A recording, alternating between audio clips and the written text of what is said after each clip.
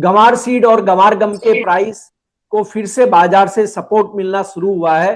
कई वेदर एजेंसियां भारत में इस साल मानसून कमजोर रहने और अल नीनो आने की बात कह रही है। क्या गंवार सीड और गम में शुरू होने वाला तेजी का दौर, इस पर बात करेंगे जीसीएल के senior commodity analyst Amit Khare से।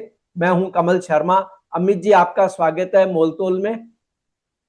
नमस्कार कमल जी। जी नमस्कार। अमित जी, गंवार सीड और गंवार गम दोनों की बात की जाए तो क्या इनके प्राइस को जो बाजार से सपोर्ट मिला है वह क्या संकेत दे रहा है? जी कमल जी, बिल्कुल काफी अच्छा मोमेंटम अभी देखने को मिल रहा है। एक थोड़ा सा अगर हम हिस्ट्री देख लें तो ओवरऑल नीचे में ग्वार सीड अगर हम अप्रैल वाइडे की ही बात करें तो नीचे में 4600 4700 के आसपास के भाव बने थे। वहां से प्राइसेस में एक अपसाइड का मोमेंटम देखने को मिला। अभी 2 महीने पहले ही 6200 के आसपास के इसने हाई बनाए। फिर वहां से एक जोरदार करेक्शन देखने को मिला और प्राइसेस लगभग 5100 की रेंज में ही वापस आए। और अभी देखा जाए तो अप्रैल वाला ग्वारसीड अभी 5500 के करीब कारोबार कर रहा है। तो मोमेंटम काफी अच्छा है। और अभी जैसा कि वेदर एजेंसियों का भी मानना है कि इस बार मौसम जो है मानसून जो है कमजोर हो सकता है।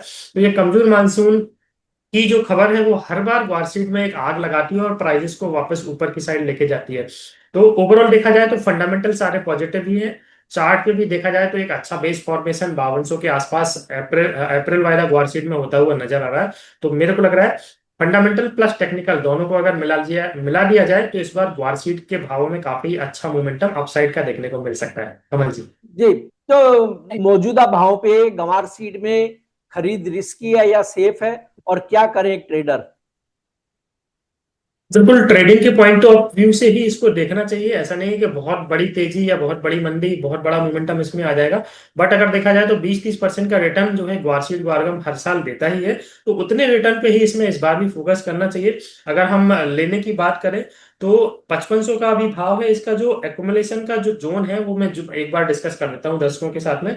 5400 से लेके 5250 इस रेंज में अप्रैल वाइडा ग्वारसीड में कहीं पे भी खरीदारी की जा सकती है। 5400 से लेके 5250, क्योंकि 5250 इसका अभी 200 दिन का एवरेज प्राइस है।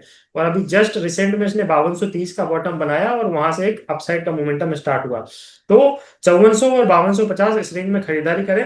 ऊपर में मेरे को लग रहा है शॉर्ट टर्म के लिहाज से 1 या 2 महीने के लिहाज से बात करें तो 5800 या 5880 तक के भाव इसमें देखने को मिल सकते हैं। स्टॉप लॉस की अगर मैं बात करूं 200 दिन का एवरेज इसका 5250 का है। और अभी रिसेंट में 5230 का बॉटम बनाया था। तो 5200 के नीचे का एक स्टॉप लॉस इसमें किया जा सकता है कमल जी। यानी अब गंवार सीड के 5200 से नीचे जाने के आसार कम है, क्योंकि ये 200 दिन के मूविंग एवरेज के ऊपर ही है। बिल्कुल कमल जी, यही है कि 5250 का 200 दिन का एवरेज है। और अभी रिसेंट में लास्ट मंथ में ही इसने 5230 का एक बॉटम बनाया था अप्रैल वाले में। तो 200 दिन का एवरेज जो कि टेक्निकल में काफी अहम रोल प्ले करता है। इसके ऊपर प्राइजेस होते हैं तो लॉन्ग टर्म का ट्रेंड जो है पॉजिटिव माना जाता है। और इसके नीचे अगर प्राइजेस होते हैं तो लॉन्ग टर्म का ट्रेंड इसका नेगेटिव माना जाता है। तो 200 दिन के ऊपर जब तक है तब तक इसमें खरीदारी करते रहना चाहिए। ग्वारगम की भी अगर हम बात कर लेते हैं कमल जी, जी तो ग्वारगम का ओवरऑल रेंज जो अभी देखा जाए तो इसका भी 200 दिन का एवरेज जो है वो 9700 का है अभी। अप्रैल वाइडा ग्वारगम का भाव आ रहा है 10,170 172 रुपए। तो 9700 इसका 200 दिन का प्राइस है। तो इसका जो एक्युमुलेशन या खरीदारी के भाव है वो 10,000 से लेके 9700 इस रेंज में कहीं पे भी इसमें खरीदारी की जा सकती है। मेरे को लग रहा है जो इस बार बॉटम इसमें बनाया था 9500 9600 का वो एक अच्छा बेस रहेगा।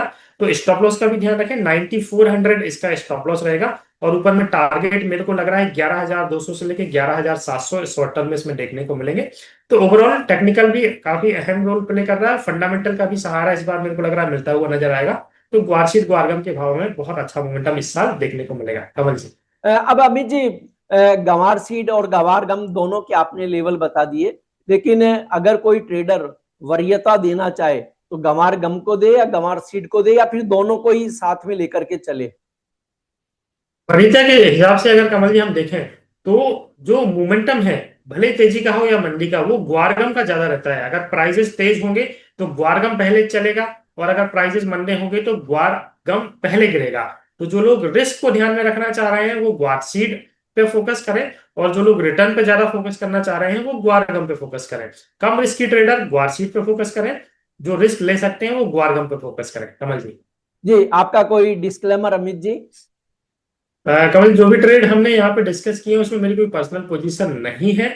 हमारे यहाँ पे क्लाइंट की पोजीशन इसमें हो सकती है। तो कमोडिटी मार्केट इन दोनों काफी मोमेंटम ले रहा है, तो proper strategy, proper stop loss के साथ इसमें काम करना चाहिए। एक लाइन में और ऐड करना चाहता हूँ, इन दोनों ग्वारसीड के ऑप्शंस काफी एक्टिव हैं। कल ही मैं नोट कर रहा था, तो लगभग जी देखा जाए तो 1500 पॉइंट 1500 लॉट का एक दिन में वॉल्यूम हो रहा है, वो भी ग्वारसीड में ओनली में। तो ग्वारसीड के ऑप्शन पे भी ट्रेडर फोकस फोकस करें रिस्क हेजिंग के लिए, और हेजिंग के लिए काफी अच्छा प्लेटफॉर्म है। जी कमल जी। जी, आपका बहुत बहुत धन्यवाद, शुक्रिया अमित जी।